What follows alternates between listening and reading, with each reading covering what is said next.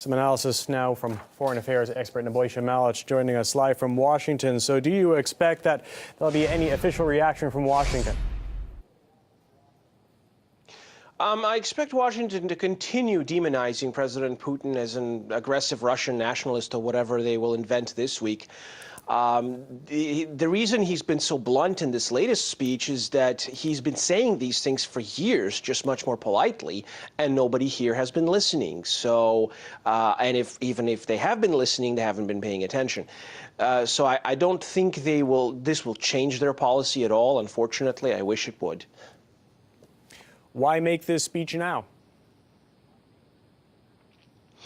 I think at this point, winter is coming. Things have reached a certain threshold in Ukraine. The ceasefire may be holding, may be breaking. There's an election coming up in Kiev. There's been a sort of a propaganda offensive in the West, exemplified by George Soros's latest piece calling for an all-out war against Russia. It's a warning to the Western elites to stop playing with fire and start getting constructive. Otherwise, they're going to tear down what they've built. Now, Putin once again stressed that the West, he said, should stop playing double standards and stoking extremism for its own agenda. Do you think anyone in the West is likely to pay heed? There are some circles in the West that are open to actually seeing reality. Unfortunately, they're not exactly very close to corridors of power. We'll see what happens. I mean, and it's far more likely that real change in political thinking will come from Europe than it is here in the United States, unfortunately. But there are some people who are listening. Unfortunately, they can't do very much about it. Well, Putin said that Russia is ready for dialogue. Is there a chance for compromise between Moscow and Washington?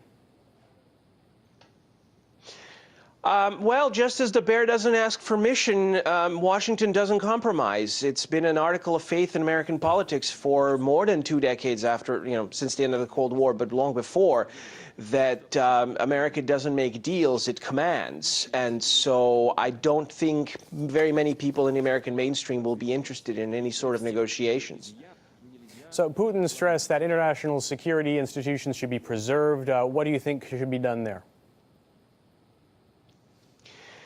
Well, that's a sensible proposal and directly counters the accusations that Russia's being some sort of revisionist power seeking to undermine world order. It isn't. It's seeking to preserve it, as opposed to people who should be self-appointed guardians of that order that have done everything to tear it down. The sensible thing to do right now would be to open up a dialogue with Russia, de-escalate this entire situation, stop sponsoring Nazis and extremists around the world, and start creating some sort of global security framework. I don't know if the political elites in this country are ready to do that. Nebojša Malić, frequent RT guest, thank you again for your time.